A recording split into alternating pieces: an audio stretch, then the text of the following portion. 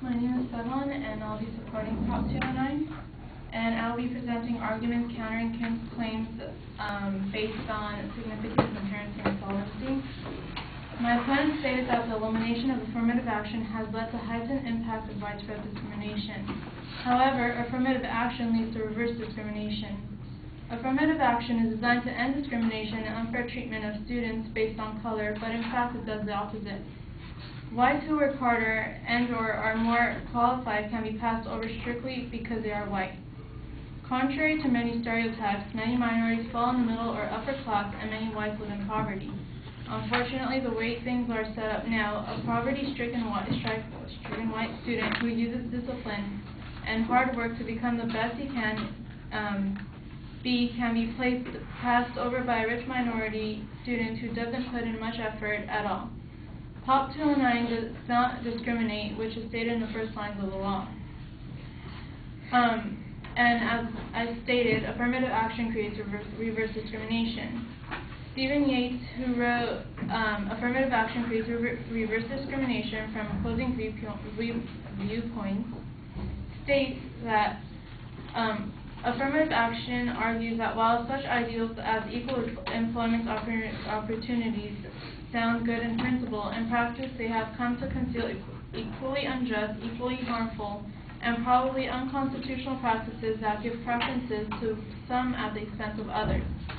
These preferences are basically minorities are preferred over majorities in the way point systems work. And therefore, minorities get points during admissions that act in favor of them, while majorities such as whites do not get points. And therefore, affirmative action in colleges is unfair.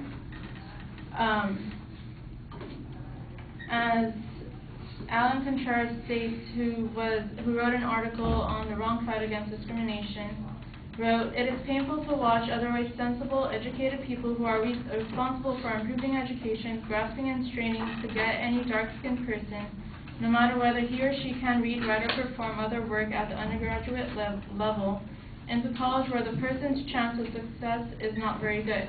That must stop. It doesn't work. It is morally wrong. It is contrary to the ethics of the teaching profession." And hence he brings up the concept of the constitutionality of affirmative action.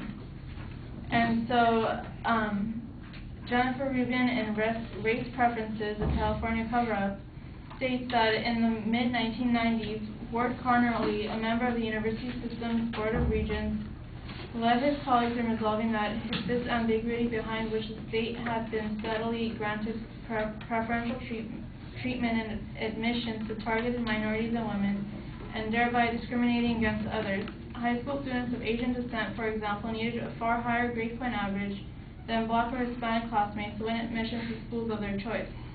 Connerly championed and secured passage of the statewide referendum, Proposition 209, declaring on solid constitutional grounds that the state shall not discriminate against or grant preferential treatment to any individual or group on the basis of race, sex, color, ethnicity, or national origin in the operation of public employment, public education, or public contracting.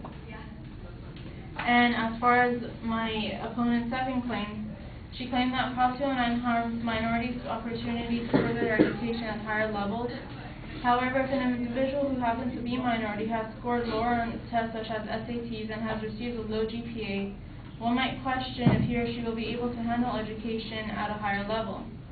Hence, affirmative action lowered standards of accountability needed to push students or employees to perform better. If a minority student can get into Harvard with a 3.2 GPA, for example, why should she or he push him or herself to get a 4.0? Although some students are self-motivated, most people need an extra push or incentive to do their very best. By setting low standards for admissions, we are lowering the levels of accountability. We should reward hard work, discipline, and achievement. We shouldn't reward a student simply because he or she is of a certain race, nor punish another student simply because he or she isn't.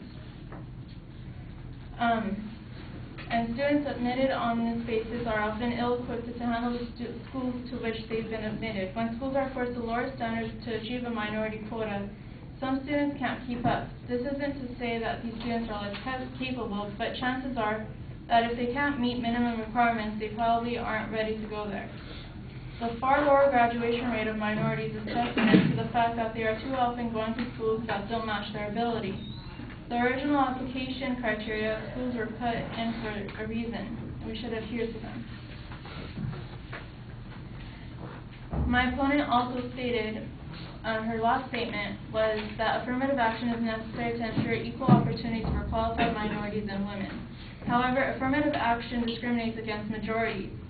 Anti-discrimination laws, not affirmative action, should prevent discrimination.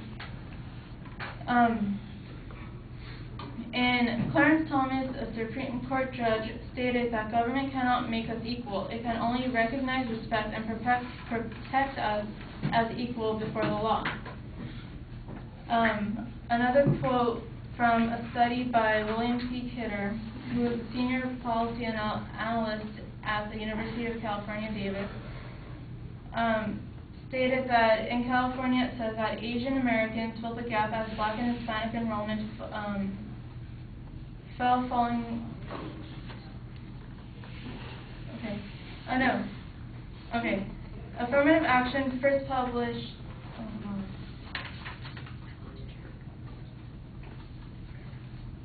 Okay. Well, affirmative action also creates hierarchy of the oppressed, which is further discrimination.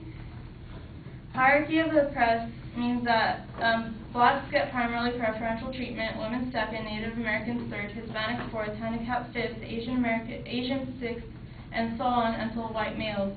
And no matter how neat or well qualified, they must accept the leftovers. Naturally, combinations of oppressed classes trump all single classifications. The Equal Protection Clause of the 14th Amendment becomes reinterpreted as equal protection for all equals, but some equals are more equal than others. Prop 209 must remain in effect because it provides true equal opportunity for all, whether a majority or minority. It does not discriminate. Instead, the elimination of affirmative action prevents reverse discrimination.